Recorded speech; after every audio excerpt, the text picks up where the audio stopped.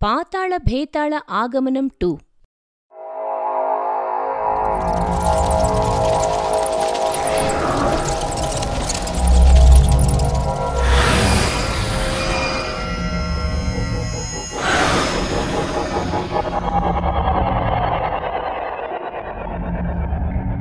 పాతాళ, ఇప్పుడు నా వద్ద మారూరి కలశం, వలయ చక్రం ఉన్నాయి. మరి నేను పాతాళానికి వెళ్ళడం కోసం మార్గం చూపించు. నువ్వు పాతాళలోకి ప్రవేశించుటకు 3 నెలల గర్భవతిగా ఉన్న ఒక మహిళను పురురీలావాగ్నిలో పడవేయాలి. అందుకు నాకున్న సమయం ఎంత పాతాళ? రాబోయే 2వ అమావాస్య నాటికి పని పూర్తి చెయ్యాలి. లేదంటే నువ్వు అనుకున్నది నెరవేరడానికి మరో 100 ఏండ్లు ఎదురు చూడాల్సి వస్తుంది. అలా జరగటానికి వీల్లేదు పాతాళ. నేను ఎలాగైనా ఆ బలిని సిద్ధం చేస్తాను అని చెప్పి మాంత్రికురాలు అక్కడి నుండి బయలుదేరుతుంది. ఆ తరువాత మాంత్రికురాలు తన రాకాసి జీవిని, బలి కోసం గర్భవతిని వెతికి తీసుకురమ్మని పంపుతుంది. ఇదిలా ఉండగా పామూరు అను గ్రామంలో ప్రకాష్ అనే వ్యక్తి తన భార్య కమలతో కలిసి చిన్న ఇంట్లో నివసిస్తున్నాడు. నిజానికి వీరిద్దరూ 2 ఏళ్ల క్రితం పెద్దలను కాదని ప్రేమ వివాహం చేసుకున్నారు. ప్రస్తుతం కమల గర్భవతిగా ఉండడం వల్ల ప్రకాష్ చాలా జాగ్రత్తగా తన భార్యను చూసుకుంటున్నాడు. ఈ కష్టాలని నా వల్లే కదా కమల. నువ్వు మీ వాళ్ళు చూపించిన వాడిని పెళ్లి చేసుకుని ఉంటే మహారాణిలో ఉండేదానివి. నేను సంతోషంగా లేనని ఎవరు చెప్పారండి? మీరు ఇలాంటి పిచ్చి పిచ్చి ఆలోచనలు పెట్టుకోకండి. నాకు మీతో కలిసి ఉండటం అంటే ఇష్టం. నిజంగా నీలాంటి భార్య దొరకడం నా అదృష్టం కమల. అబ్బో, కొన్ని నెలలకు ఏ పాపో బాబో పుడితే ఈ మాట మారిపోతుంది కదా. అలా భార్యతో కాసేపు సరదాగా మాట్లాడిన తరువాత ప్రకాష్ పనికి బయలుదేరి వెళ్లిపోతాడు. అలా వారిద్దరూ సంతోషంగా తమ కాలాన్ని గడుపుతున్నారు. మరోవైపు మాంత్రికురాలు పంపిన రాకాసి జీవి ఆకాశ వీధుల్లో తిరుగుతుంది. ఆ తర్వాత సమయం గడుస్తూ మెల్లిగా చీకటి పడుతుంది. అప్పుడు కమల తన భర్త కోసం ఆరుబయట ఎదురు చూస్తూ ఉంటుంది. ఇంతలో ఉన్నట్టుండి వెలుగుతున్న లాంతరు ఆరిపోతుంది. దాంతో కమల కంగారు పడి ఇంట్లోకి వెళ్లబోయే సమయంలో వీధురుగాలులు మొదలవుతాయి. అప్పుడు కమల ఆకాశం వైపు చూస్తున్నప్పుడు హఠాత్తుగా రాకాసి జీవి వచ్చి కమలను ఎత్తుకుని పోతుంది.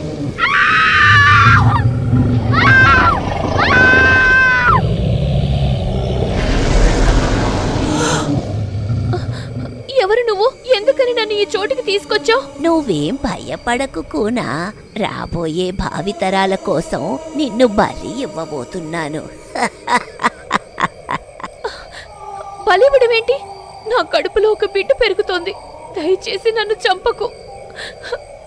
ఆ సమయంలో ఉన్నట్టుండి కమల గాల్లోకి లేస్తుంది. దాంతో ఆమె భయపడి గట్టిగా అరుస్తూ అక్కడ మరుగుతున్న లావాలో పడి చనిపోతుంది. అలా కమల చనిపోయిన కొన్ని క్షణాలకు అక్కడొక వలయం ఏర్పడుతుంది. అప్పుడు మాంత్రికురాలు సంతోషిస్తూ ఆ వలయంలోకి ప్రవేశిస్తుంది. మాంత్రికురాలు రాళ్లతో నిండిన దారి గుండా ముందుకు వెళ్తుండగా పుర్రెలతో నిండిన దారి కనపడుతుంది. ఆ సమయంలో కొన్ని పుర్రెలు ఉన్నట్టుండి గాల్లోకి లేచి మాంత్రికురాలిని ముందుకు రానివ్వకుండా ఆపే ప్రయత్నం చేస్తాయి. దానికి మాంత్రికురాలు తన శక్తితో పుర్రెలను బూడిద చేస్తూ ముందుకు కదులుతుంది. ఆఖరిగా పుర్రెలు దాటి అవతల వైపు వెళ్లగా అక్కడొక భారీగా ఉండే ద్వారం కనపడుతుంది. పాతాళానికి స్వాగతం, సుస్వాగతం. నీకు కొన్ని నిమిషాల సమయం మాత్రమే మిగిలి ఉంది. ఈలోగా వచ్చిన పని పూర్తి చేసుకుని వెళ్ళిపో. లేదంటే నీ ఆనవాలు కూడా దొరకవు. నీ బెదిరింపు మాటలు నాకు భలే నచ్చాయిలే. నేను ఇంతవరకు వచ్చానంటే అర్థం కావడం లేదా? నన్ను అడ్డుకోవడం, అంతం చేయటం కష్టమని. నువ్వు గర్వంతో మాట్లాడుతున్నావని అర్థమవుతుంది. దానికి నువ్వు మూల్యం చెల్లించాలి. ఆ సమయంలో ద్వారం నుండి ఒక పెద్ద నాలుక బయటకు వస్తుంది. అప్పుడు మాంత్రికురాలు తన శరీరం నుండి ఒక ఎముక ముక్క తీసి నాలుక మీద పెట్టగా ఆ నాలుక తిరిగి మళ్లీ వెనక్కి వెళ్లిపోతుంది. ఆ తరువాత ద్వారం మీద 2 గుర్తులు కనిపిస్తాయి. అప్పుడు మాంత్రికురాలు తన వద్దనున్న కలశం మరియు వలయ చక్రాలు వాటిలో అమరుస్తుంది.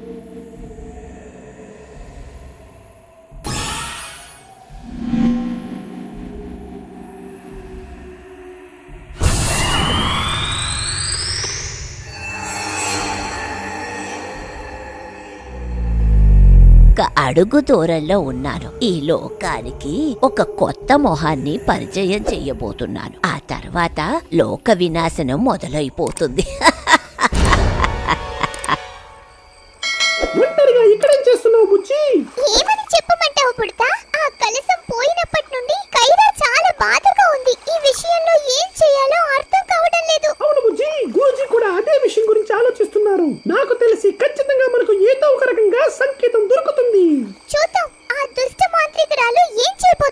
మాంత్రికురాలికి దొరికిన తాళం తీసుకుని భయంకరమైన పాతాళ బావి వద్దకు పయనమవుతుంది. ఆ మార్గ ప్రయాణంలో ఉన్నట్టుండి ఒక ఉల్క మాంత్రికురాలి వైపుకు రావటం గమనిస్తుంది. అప్పుడు మాంత్రికురాలు తన శక్తి ప్రయోగించిన ఉల్కను నాశనం చేయలేకపోతుంది. ఆ తర్వాత ఒక క్షణం ఆలోచించి సరిగ్గా ఉల్క తన వైపు వచ్చే సమయంలో జాలురీ కొలను సృష్టిస్తుంది. అప్పుడు ఉల్క అనేది జాలురీ కొలనులో పడిపోతుంది. ఆ తర్వాత ఎట్టకేలకు మాంత్రికురాలు బావి వద్ద చేరుకోగా అక్కడి నుండి వింత వింత అరుపులు వినిపిస్తాయి. అలానే బావి చుట్టూ కొన్ని అరుదైన కపాలాలు ఉంటాయి. అదే విధంగా బావికి మధ్య భాగంలో ఒక శక్తివంతమైన రక్షణ ఉంటుంది. అప్పుడు మాంత్రికురాలు ఏవో మంత్రాలు చదువుతూ బావి చుట్టూ బూడిదను పోస్తుంది. ఆ తర్వాత తన రక్తాన్ని ఒక పాత్రలో తీసుకుని బావి మీద చల్లుతుంది. అప్పుడు ఉన్నట్టుండి ఒక కాంతి వచ్చి బావి మీద పడుతుంది. ఆ సమయంలో మాంత్రికురాలు తన వద్దనున్న తాళం సాయంతో బావికి రక్షణగా ఉండే రక్షను తెరుస్తుంది.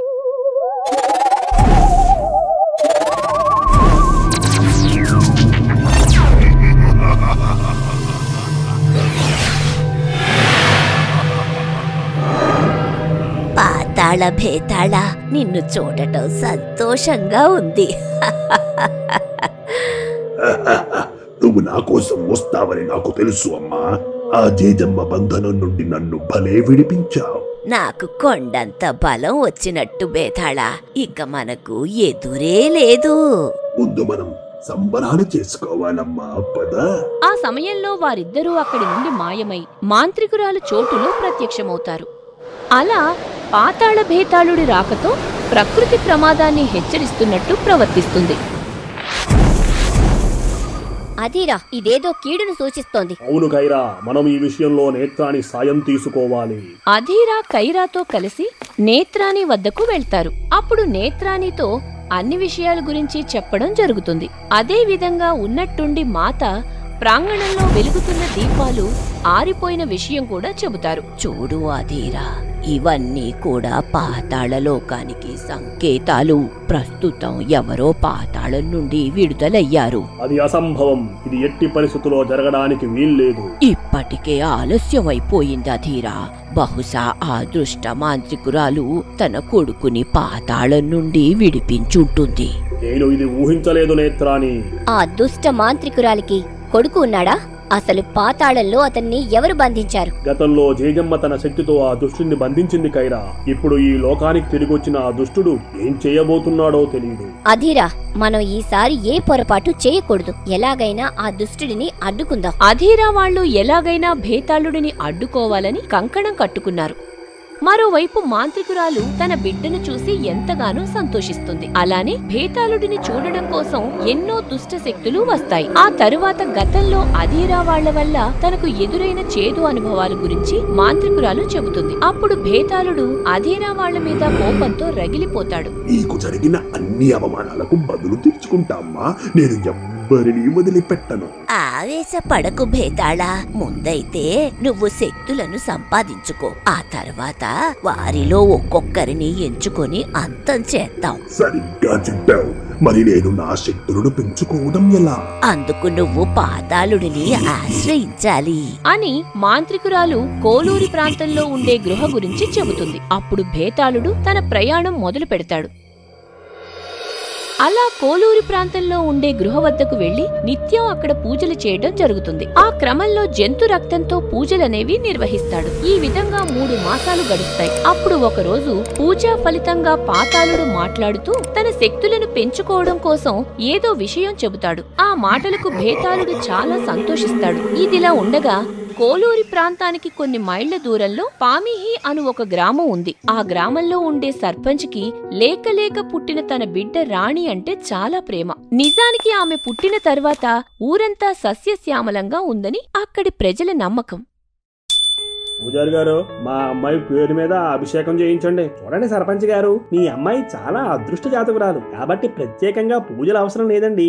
ఈ ఏడాదే మా అమ్మాయికి పెళ్లి చేద్దాం అనుకుంటున్నాం. పూజారి గారు, మీకు తెలిసిన ఏదైనా మంచి సంబంధం ఉంటే చెప్పండి. అలాగే సర్పంచ్ గారు, ఏదైనా ఉంటే కబురు పెడతాను. ఆ మాటలకు రాణి అక్కడి నుండి వెళ్లిపోతుంది. అలా రాణి ఒంటరిగా మైదానం వద్ద కూర్చుని ఆలోచిస్తున్న సమయంలో ఆవులను తోలుకొని కుమార్ అనే వ్యక్తి వస్తాడు. నిజానికి వీరిద్దరూ గత 2 ఏళ్ల నుండి ప్రేమించుకుంటున్నారు. ఉన్నారు. ఏమైంది రాణి, ఎందుకలా ఉన్నా? నాకు భయమేస్తోంది కుమార్. మన ప్రేమ విషయం ఇంట్లో చెప్పడం మంచిదనిపిస్తోంది. లేదంటే నాకు వేరొకరితో పెళ్లి చేసేస్తారు. నువ్వు తొందరపడి ఏ నిర్ణయం తీసుకోకు రాణి. అసలు నాలాగా ఆవులు మేపుకునేవాడికి పెద్దింటి పిల్లని ఎలా ఇస్తారు? నేను అదే విషయం గురించి ఆలోచిస్తున్నా. అయితే మన ప్రేమకు ఏ అర్థం లేదా కుమార్? అలా కాదు రాణి, నేను ఒక మంచి నౌకరీ కోసం ప్రయత్నిస్తున్నా. అది దొరకగానే మీ ఇంటికి వచ్చి నేను మాట్లాడతాను. అప్పటి వరకు ఈ విషయం ఎవరికీ చెప్పొద్దు. అలా వారిద్దరూ కాసేపు మాట్లాడుకున్న తరువాత చీకటి పడే సమయానికి తమ ఇళ్లకు బయలుదేరిపోతారు. మరోవైపు ఆకాశ వీధుల్లో ఏవో రాకాసి చేతులు ఒక అమ్మాయిని ఎత్తుకుని పోతూ ఉంటుంది. అలా ప్రయాణిస్తూ చివరిగా పాతాళుడు ఉన్న చోటు వద్దకి రాగా అక్కడ ముందుగా సిద్ధం చేసిన బంధనలో అమ్మాయిని బంధిస్తారు. అదే బంధనలో వేరొక అమ్మాయి కూడా ఉంటుంది. ఎవరు నువ్వు? మనల్ని ఈ చోట్లో ఎందుకు బంధించారు? నాకు ఏ విషయం తెలీదు. నేనొక రోజు ఇంటి బయట తిరుగుతున్న సమయంలో ఉన్నట్టుండి ఏవో చేతులొచ్చి నన్ను ఎత్తుకొచ్చేశాయి. నాకు కూడా ఇంచుమించు అలానే జరిగింది. కాకపోతే మనల్ని ఇక్కడకు ఎవరు రప్పించారంటావు? అలా వారిద్దరూ మాట్లాడుకుంటున్న సమయంలో పాతాళ భేతాళుడు అక్కడికొస్తాడు. అప్పుడు వారిద్దరూ అతని రూపాన్ని చూసి కంగారు పడిపోతారు. మీ ఇద్దరికి స్వాగతం. నేనే పాతాళ భేతాళుడిని. ఇంకా సేపట్లో మీరు ఒకరు బలి కాబోతున్నారు. బలి తీసుకోవడం ఏంటి? నువ్వు ఎవరు అనుకుని మమ్మల్ని తీసుకొచ్చినట్టున్నావు. దయచేసి మమ్మల్ని విడిచిపెట్టు. నేనేం పొరబడలేదు కూడా. మీరిద్దరూ అరుదైన జాతకులు. ప్రస్తుతం ఒకరిని బలి ఇచ్చిన తర్వాత మీలాంటి ఇంకొక జాతకురాలిని వెతకాలి. ఆ సమయంలో భేతాళుడు చెప్పే మాటలు వారికి అర్థం కావు. అప్పుడు ఉన్నట్టుండి బందీగా ఉన్న ఒక అమ్మాయి బయటకు వస్తుంది. ఆ తర్వాత గాల్లో ఒక కత్తి ప్రత్యక్షమవగా దాంతో అమ్మాయిని బలి తీసుకుంటాడు. అది చూసి వేరొక అమ్మాయి స్పృహ కోల్పోతుంది. ఈ బలి కార్యక్రమం పూర్తయిన తర్వాత పాతాళుడి ముందుకి రాకాసి చేతులు వస్తాయి. నువ్వు వెళ్ళి నాకు కావలసిన చివరి అమ్మాయిని వెతికి తీసుకురా. అమ్మా రాణి, ఒకసారి ట్రా. ఏంటో చెప్పండి నాన్న. ఈ ఆదివారం నేను చూసుకోవడానికి పక్క ఊరి జమీందార్ గారి అబ్బాయి వస్తున్నాడు. నువ్వు కొంచెం ఆ రోజు ఏ పనులు పెట్టుకోవద్దు, సరేనా? ఆ సమయంలో తన ప్రేమ విషయాన్ని చెప్పడానికి రాణి సంకోచిస్తుంది. అప్పుడు సర్పంచ్ మాట్లాడి అక్కడి నుండి వెళ్లిపోతాడు. ఆ తర్వాత రాణి ఎప్పటిలా కుమార్ని కలవడానికి వెళ్తుంది. నాకు తెలుసు ఇలాంటి రోజు వస్తుందని. ఇప్పుడు ఏం చేయబోతున్నావు రాణి? నాకు ఏం చెయ్యాలో అర్థం కావడం లేదు కుమార్. అలాగని మా నాన్నతో మన గురించి చెప్తే మళ్ళీ లేనిపోని గొడవలు మొదలవుతాయి. పోనీ ఒక పని చేయరాని, ఆ పెళ్లి చూపులు జరిగే ఆ ఒక్కరోజు నువ్వు ఎవరికి కనిపించకు అని కుమార్ పెళ్లి చూపుల నుండి తప్పించుకోవడానికి ఏదో సలహా ఇస్తాడు. అలా 4 రోజులు గడుస్తాయి. అప్పుడు పెళ్లి చూపులకి ఒక రోజు ముందు రాణి ఒంటరిగా ఇంటి బయట నిలబడి ఏం చెయ్యాలని ఆలోచిస్తుంది. నేను మా ప్రేమ విషయం నాన్నతో చెప్పడమే సరైన పని. ఎన్ని రోజులని ఇలా తప్పించుకుంటాను? రాణి కాసేపు తనలో తాను ఆలోచించుకుని తండ్రితో అన్ని విషయాలు చెప్పాలని నిర్ణయించుకుంటుంది. అప్పుడు రాణి ఇంట్లోకి వెళ్లబోతూ ఉంటే ఏవో చప్పుళ్లు వినిపిస్తాయి. దాంతో రాణి వీధుల్లోకి వస్తుంది.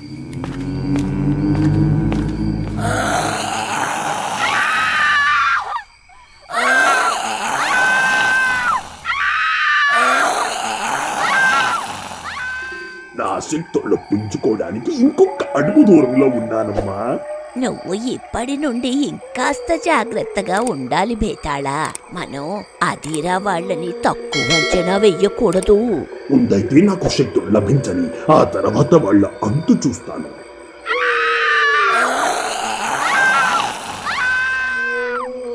రాణి ఆ చోటును చూసి భయపడుతున్న సమయంలో అక్కడ బందీగా ఉన్న అమ్మాయి విషయమంతా చెబుతుంది. ఆ మాటలకు రాణి మరింత భయపడిపోతుంది. అంటే మనిద్దరిని చంపేస్తారా? ముందు నా ప్రాణాలు తీస్తాడనుకుంటా. కానీ ఇదంతా దేనికోసం చేస్తున్నాడో అర్థం కావడం లేదు. ఆ దేవుడు మన కోసం ఎవరినైనా పంపిస్తే బావుణ్ణు. మరుసటి రోజు కూతురు కనిపించడం లేదని సర్పంచ్ వాళ్లు కంగారు పడతారు. ఆ తర్వాత తన మనుషులతో ఊరంతా వెతికిస్తాడు. కాని ఏ ప్రయోజనం ఉండదు. అసలు ఉన్నట్టుండి తన బిడ్డ ఎక్కడకు వెళ్లిపోయిందా అని సర్పంచ్ ఆలోచనలో పడతాడు. అదే విధంగా కుమార్కి విషయం తెలియడంతో తాను ఎక్కడో దాక్కుని ఉంటుందని భావిస్తాడు. మరోవైపు కైరా వాళ్ల దగ్గరకు 2 గ్రామస్తులు వస్తారు.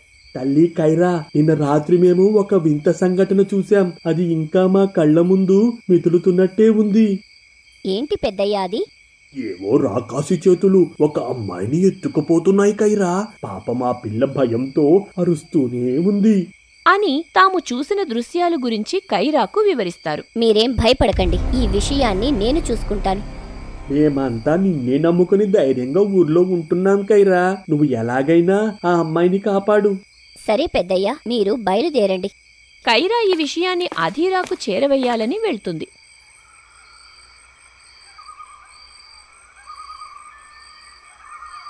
ఆ తరువాత ఒక అంజనం సృష్టించి గాల్లోకి విడిచిపెడతారు. అలా అంజనం ప్రయాణించుకుంటూ గ్రామస్తులు చెప్పిన చోటు వద్దకు వెళ్తుంది. ఆ సమయంలో చుట్టూ ఉండే గాలి అనేది అంజనంలోకి ప్రవేశిస్తుంది. అప్పుడు కొన్ని క్షణాలకు వారి ముందు అంజనం ప్రత్యక్షమవుతుంది.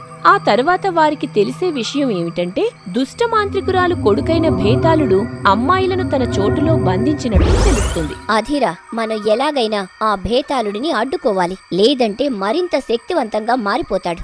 ముందు మనం ఆ అమ్మాయిల ప్రాణాన్ని కాపాడగలిగితే సగం పని పూర్తయినట్టే కైరా. అలాగైతే నేను ఆ చోటుకు వెళ్లి వారిని కాపాడుతాను.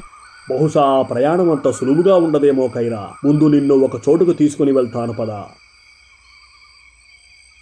ఉస్రాజామీక్రియం కోలామామీక్రియం హిరాసిమీక్రియం ఉస్రాజామీక్రియం కోలామామీక్రియం హిరాసిమీక్రియం ఉస్రాజామీక్రియం కోలామామీక్రియం హిరాసిమీక్రియం. మరో 3 దినాల్లో ఇంకొక బలి ఉండబోతుంది. ఈలోగా మీ ముచ్చటలు పూర్తి చేసుకోండి. దయచేసి మమ్మల్ని విడిచిపెట్టు. మా కోసం మా కుటుంబాలు ఎదురు చూస్తూ ఉంటాయి. నిన్ను చూస్తుంటే చాలా జాలిగా ఉంది. పోనీ నువ్వు చనిపోయిన తర్వాత మీ వాళ్ళ అందరి ప్రాణాలు తీసైనా. ఆ మాట తర్వాత రాణి మౌనంగా ఉండిపోతుంది. ఇదిలా ఉండగా రాణి నిజంగా కనిపించడం లేదని తెలిసిన కుమార్ కంగారు పడతాడు. అదే సమయంలో ఊర్లో ఉండే వ్యక్తి ద్వారా కుమార్ వాళ్ల ప్రేమ విషయం తెలుస్తుంది. ఏంట్రా వాగుతున్నావు? నిన్ను చంపి నీ పేగులు మెడలో వేసుకుంటాను. నిజమయ్య గారు, నేను 2-3 సార్లు ఆ కుమార్ గారితో అమ్మాయి గారిని చూశాను గాని మీతో చెప్పే ధైర్యం చేయలేకపోయాను. నన్ను క్షమించండి అయ్యా, క్షమించండి అయ్యా. వెంటనే మన వాళ్ళతో వెళ్ళి ఆ కుమార్ గారిని తీసుకురండి. సరే అయ్యగారు. మరోవైపు అధీరా కైరాతో కలిసి హంసహీని గృహ వద్దకు చేరుకుంటాడు. అయితే కైరా ఈ చోటుకు రావడం ఇదే మొదటిసారి. ఆ సమయంలో అధీరా తన శక్తితో ఒక అరుదైన రాయిని సృష్టించి అక్కడున్న గృహద్వారానికి తాకిస్తాడు. దాంతో రాయి అనేది ప్రకాశవంతంగా వెలుగుతుంది. ఆ క్షణం భూమి ఒక్కసారిగా కంపిస్తుంది. ఆ తర్వాత కైరా ప్రమేయం లేకుండా కపాల కిరీటం నుండి ఒక కాంతి కిరణం విడుదలై గృహద్వారం మీద పడుతుంది. అప్పుడు మెల్లిగా గృహద్వారం అనేది తెరుచుకోవడం మొదలవుతుంది. ఇదంతా ఏంటి అధీరా? నువ్వు చూడాల్సింది గృహలోపల ఉంది, పదా కైరా. ఆ సమయంలో వారిద్దరూ గృహలోనికి ప్రవేశిస్తారు. అప్పుడు కైరా ఆశ్చర్యపోయే విధంగా ఒక విహంగి వాహనం ఉంటుంది. నిజానికి అది చూడటానికి చాలా అద్భుతంగా ఉంటుంది. చూడు కైరా, ఇక నుండి ఆ వాహనం నీ సొంతం. ప్రస్తుతం నువ్వు చెయ్యబోయే ప్రయాణం కోసం ఈ వాహనం ఉపయోగపడుతుంది. ఇది చాలా అద్భుతంగా ఉంది అధీరా, కానీ ఇన్ని రోజులు ఎందుకని ఈ విషయం నాకు చెప్పలేదు? దేనికైనా సరైన సమయం రావాల్సి ఉంది. ఇప్పుడు నువ్వు ఆ అమ్మాయిలను కాపాడే బాధ్యత తీసుకున్నావు కాబట్టి ఆ విహంగి వాహనం నీకు అవసరపడుతుంది కైరా. అర్థమైంది అధీరా, నేను ఎలాగైనా వాళ్ళని కాపాడి తీసుకుని వస్తాను. కానీ ఇందులో ఒక సమస్య ఉంది Kiara.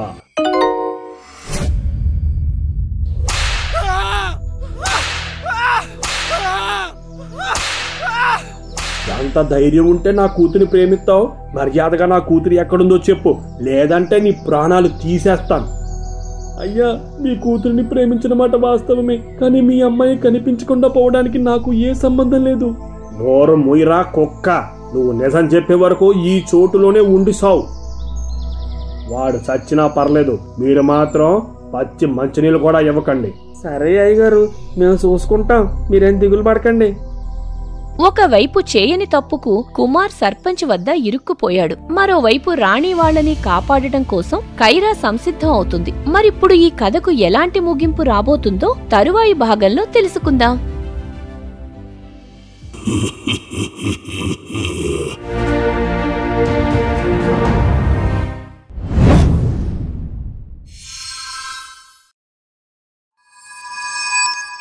For more horror stories, please subscribe our channel.